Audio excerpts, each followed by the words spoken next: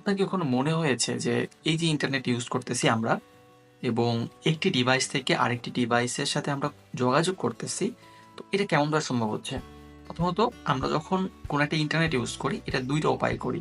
একটা হচ্ছে হয়তোবা কোনো ওয়াইফাই ইউজ করি, যেমন রাউটার ইউজ করে করি, বা আমরা কোনো একটা সিম কোম্পানির সিম দিয়ে ইউজ করি। প্রথম ক্ষেত্রে যখন আমরা কোনো একটা রাউটার দিয়ে ইউজ করি তখন রাউটারের সাথে কিন্তু আমার ওয়াইফাই লাইনটা লাগানো থাকে। এই লাইনগুলো এক জায়গায় গিয়ে মিলিত হয়েছে কোনো একটা আইএসপি প্রোভাইডারের মাধ্যমে।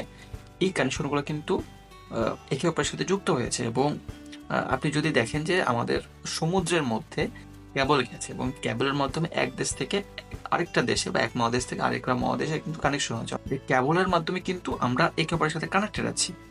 এবং আরেকটা মাধ্যম যেটা, সেটা হচ্ছে মোবাইল সিমের মাধ্যমে। সিম কোম্পানির মাধ্যমে কি হয়, যে টাওয়ারগুলো থাকে, স্বাভাবিকভাবে টাওয়ারগুলো একটা নির্দিষ্ট এরিয়ার মধ্যে একটা টাওয়ার বসানো থাকে। আমাদের যেমন রাউটার, যেমন আমরা হচ্ছে আমাদের শুধু একটা নির্দিষ্ট এরিয়াতে কাজ করে, তেমন ভাবে এই টাওয়ারের আশপাশে তো একটা টাওয়ারের রেঞ্জ আছে, ওগুলো ডিভাইস থাকবে, সবগুলোকে সে ইন্টারনেট প্রোভাইড করতে পারবে কিংবা কিংবা কল ডেটার কানেকশনটা দিতে পারবে। তো এই টাওয়ারগুলো আবার একে অপরের সাথে কানেক্টেড। তো আপনি যদি বিবেচনা করেন যে আমরা কিন্তু একটু একে অপরের সাথে কানেক্টেড, সেটা হোক কেবলের মাধ্যমে কিংবা কোনো ওয়্যারলেসের মাধ্যমে।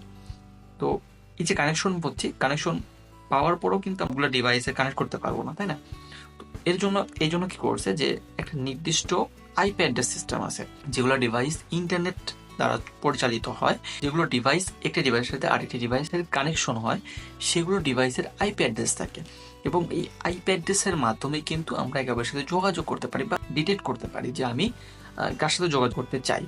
যেমন আমি যদি ফেসবুক ইউজ করতে চাই, ফেসবুকের একটা আইপি আছে, যদি ওই আইপিতে হিট করি এবং নির্দিষ্ট পোর্ট, এই পোর্টের মাধ্যমে আমরা যোগাযোগ করি। পোর্ট হচ্ছে রাস্তা, অর্থাৎ নির্দিষ্ট রাস্তাতে আমরা ফেসবুকের আইপি অ্যাড্রেসটা খুঁজে বের করার চেষ্টা করি এবং এইটা আমার রাউটারের মধ্যে যায় রিকোয়েস্টটা। রাউটার সেটা আইএসপি প্রোভাইডারের মাধ্যমে যেই জায়গায় আসলে ফেসবুকটা আছে সেইখান থেকে, ফেসবুক ডাটাটা আছে সেইখান থেকে লোড নিয়ে আমাকে রিটার্ন করে যে আমার এই আইপি অ্যাড্রেসটা এই আইপি অ্যাড্রেসের সাথে কানেক্টেড হতে যাচ্ছে। এভাবে পুরো পৃথিবীব্যাপী একটা ইন্টারনেট সংযোগ দেয়া আছে।